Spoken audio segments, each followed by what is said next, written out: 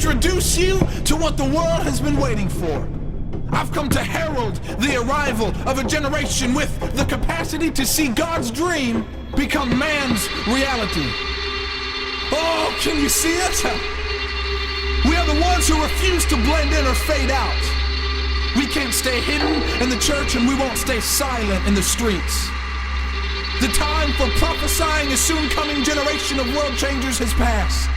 That generation is here if we'll see it, and our time is now if we'll take it. Let me paint you a picture so you know who to look for. We value faith over fortune. We long for presence, not popularity. We'll take the kingdom over comfort, and we trust the gospel more than the government. There is something in our DNA that can't accept the status quo, business as usual, things as they are. We will never fit in the box marked normal.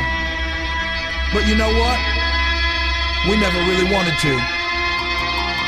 We've watched our parents and peers give their lives to a cultural system designed for our destruction. So our minds have been made up. We are persuaded and convinced that the freedom Christ promised is the freedom Christ purchased with his blood on that cross. So that cycle of broken people breaking people, it ends with us. With suicide, depression, sexual dysfunction, and substance addiction beckoning and threatening the destiny inside us that cries to be realized, we say no to moral degeneration. We say no to a world that pretends that sin is no big issue, friend. Sin is the only big issue. We say no to the idea of just fitting in to this broken system.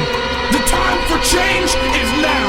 Let the world choose its own path, but let them know that we are the resistance.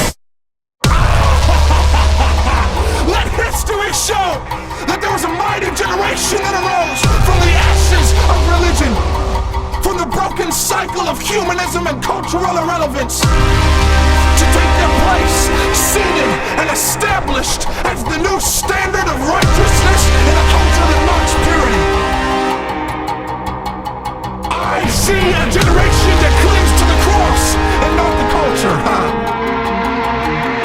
I said, I see a generation that clings to the cross and not the culture. Experiencing the revealing of a counterculture, a revolution of men and women with fire in their eyes and hope in their hearts, a peculiar people who love the hurting and proclaim the kingdom without consideration of the cost they might incur. We are social terrorists, shaking the foundations of the kingdom of darkness with radical consecration, public proclamation, and urgent intercession. And our peace and love are in violent opposition to the status quo.